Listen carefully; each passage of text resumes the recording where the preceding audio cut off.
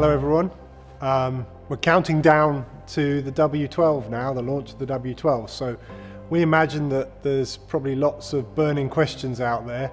So I thought this would be a good opportunity to update you a little bit about what's going on back here in the factory. It's a strange year, this one. It feels like it's going smoothly back here, and we hope it is going smoothly, but it's such a different start to the year for us that there's a little part of us just nagging away in the back of our heads going, have we forgotten something?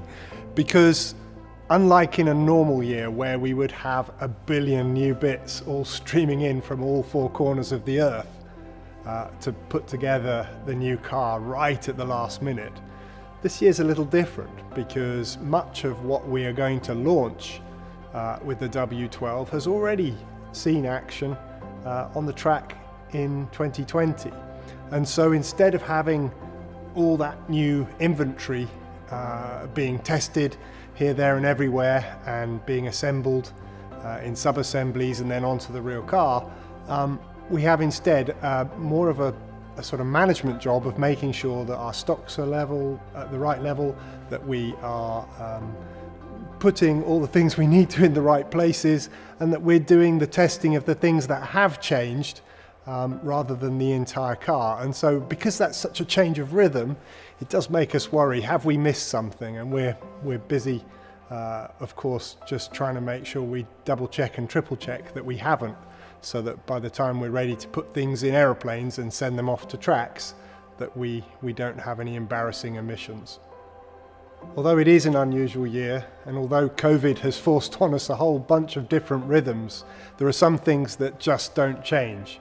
We're coming up to a new season. We've got all the fun and excitement ahead of us of finding out whether the work we've done is sufficient to produce a competitive car. And that excitement is always matched by another emotion, which is anxiety, because we exist for one purpose, and that is to produce a racing car that's capable of fighting at the front and hopefully securing wins and championships. And at this stage of the year, you hope you've done enough work, but we're never certain until the cars are actually on a track doing it for real.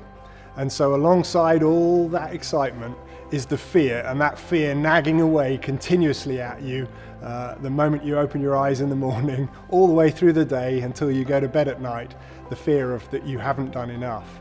And although it can be a bit wearing, that fear, it is part of the cocktail of excitement that is being part of Formula One, and it's something that you learn to live with over the seasons, but it's always felt at its most sharp at this time of year.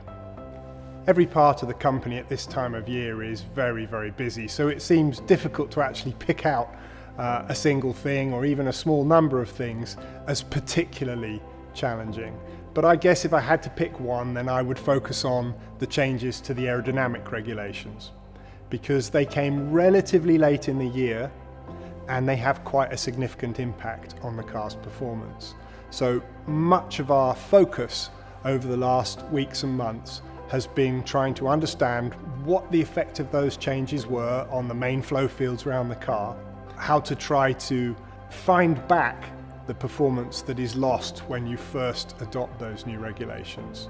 So a very intense period in the wind tunnel and in our computational aerodynamic facility to try and understand how to get that performance back on the car. And then once we've made that improvement in the aerodynamics department, to then translate that into components that are built full size and put on the car in time for the new season. I think for us, as it is for everybody else, working in a pandemic has been not much fun. But I do think that we've been particularly lucky in a couple of regards. Firstly, the sport did take some fairly sensible decisions last year.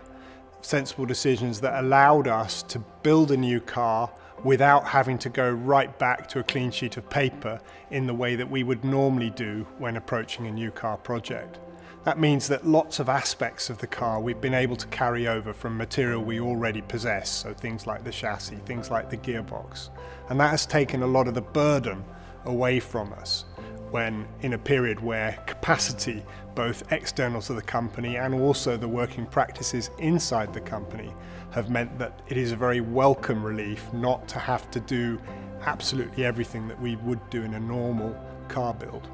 But the other thing that we're very fortunate with is that we have good facilities here and space that has allowed us to spread out and get the sort of social distancing that we needed to do in order to keep everyone safe while trying to build the new car. So while it's lacked some of the colour and fun that we might have normally had over the winter while we're doing everything absolutely at full steam with a normal type of car build, we've been lucky that we've had an environment and a task that has been manageable even under the constraints imposed on us by the pandemic. 2021 is a big year for the entire sport. It's the first year of the new financial regulations, the so-called cost cap, a set of regulations that forces the budgets of the big teams down to meet that of the midfield, and where we all basically have the same financial firepower to go about prosecuting the championship. And that has been a very interesting change here inside Mercedes, because we were and are one of the bigger teams in Formula One.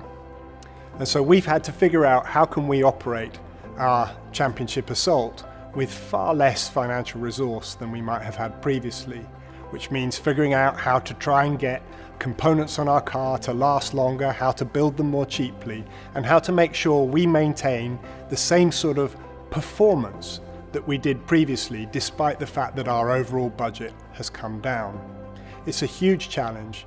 Building the car is only part of it. We then have to operate the car, we have to develop the car, we have to do the entire season with all the uncertainties that we face in terms of how often it might crash or things be unreliable that then need resource spent into them to fix that.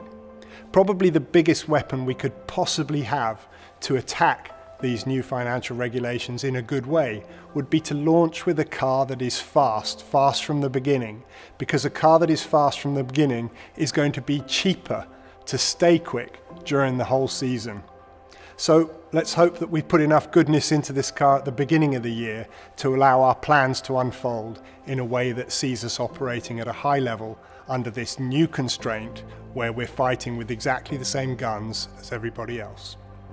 The season hasn't even begun yet. No car has even launched, no one has turned a wheel, and yet we're already starting to think very seriously about 2022. 2022 brings a complete revolution in the technical regulations of the car. The sort of things we've seen racing for the last few seasons will be dead and gone at the end of this year, replaced instead by a new generation of car which has a completely different technical objective, which is one where we have created regulations that try to make the racing closer by making the lead car damage the performance of the trailing car by lesser amounts than they do today. This change is so large and the car's so different that we're going to have to spend a large part of our technical resource during 2021 in order to make sure that we're ready with a good car that can then see us in good shape for the years that follow in 22 and beyond. So we're busy doing that in a world where we're cost capped, where we haven't yet started racing, and where we have to manage our total resource so that we can prosecute an effective campaign in 2021, but build for the future, for this exciting new set of regulations for 2022.